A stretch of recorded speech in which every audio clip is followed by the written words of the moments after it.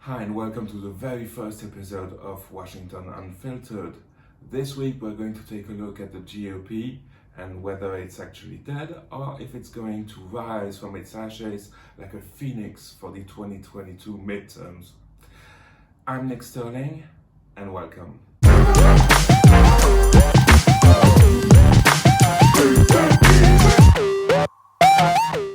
Well, that's a bit of a weird question to ask, to be honest, because the United States has a two-party system, and the GOP is one of those two parties, obviously. So, is it even possible for it to die? And will it die? That's what we're going to be looking at today. One thing is sure, the GOP of today has almost nothing in common with the GOP under, for example, Bush 43. Today, as you may have noticed, after the presidency of Donald Trump, the GOP is almost unrecognizable. You have people like Marjorie Taylor Greene, the now infamous Matt Gaetz, Jim Jordan. Those people are the face of the party, not Liz Cheney, not Mitt Romney, not any of the more traditional Republicans. Now, is it going to die? Well, I'm going to say that it depends. Probably not, but it depends. The GOP now is at a crossroads. They need to make a choice between continuing to follow Donald Trump and continuing to promote people like Taylor Greene, Gates, etc. People who have a very flimsy grasp on reality, I'd say, or return to what the GOP traditionally was, which is a small government party. And a party founded on personal liberties and low taxes and stuff like that. Now, if we look at what's happened since Donald Trump was voted out of office, we could say that they've actually made that choice already because, as you know, January 6th happens, the attack on the US Capitol. And, 140 House members, Republican House members, voted to challenge the election results in a series of states. And even Mitch McConnell declined to vote to convict Donald Trump in the second impeachment trial. So we could see that as choosing Donald Trump's side. And it's true that people like Kevin McCarthy, who is the House Majority Leader, Lindsey Graham, a lot of very prominent Republicans still go to Mar-a-Lago and visit Trump on a regular basis. So they seem to have chosen Trump, but is it a winning strategy? I mean, can they win by choosing Trump? The answer to me is no. It's a clear no. In 2022, there will be, of course, the midterms. The midterms traditionally are won by the party who doesn't hold the presidency. So in this case, it should be the Republican Party. No, usually, if you look at trends, usually the party that doesn't hold the presidency wins about 23 House seats in the midterms, and that's usually enough to flip the House. But is it going to happen this time? If they continue to follow Donald Trump, I don't think so. Why? Because you have three types of districts in America, and that's due mostly to gerrymandering. You have the very red district, the districts where a dog could win if you pinned an R on him. They are very red because they've been designed that way. The map has been carved so that a district is 100% red, and anyone with Republican suffix would win. And then you have very blue districts where anyone who calls himself a Democrat would win as well. Those districts, I would say, don't really count because the outcome is already decided. The districts that flip the house are those that are in that middle area between red and blue.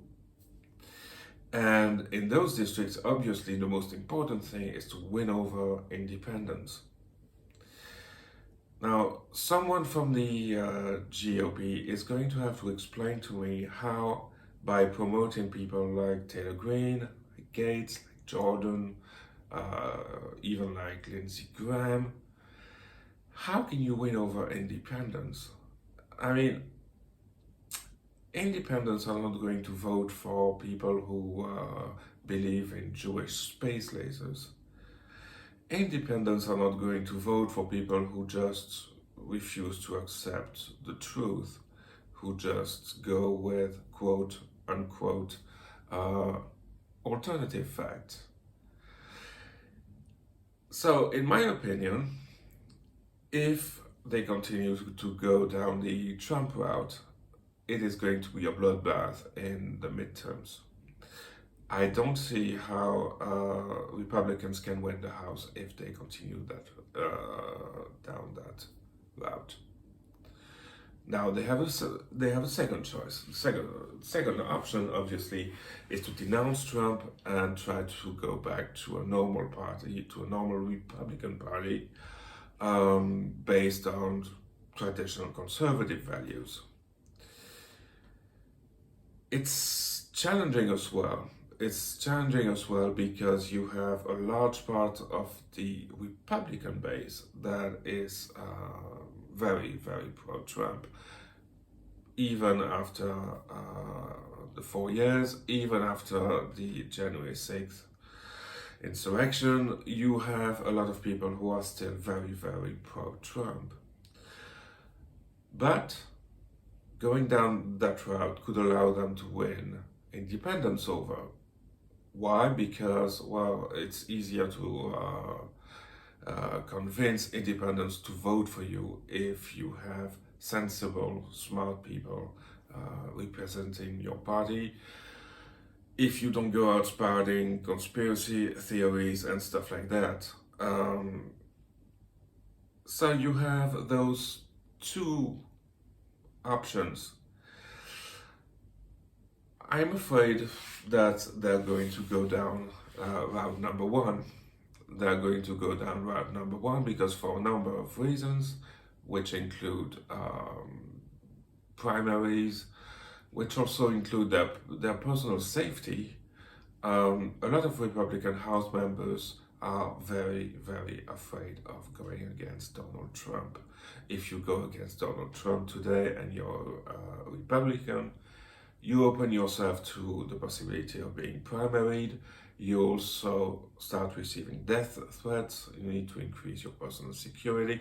I mean, it's a bit of a nightmare, to be honest.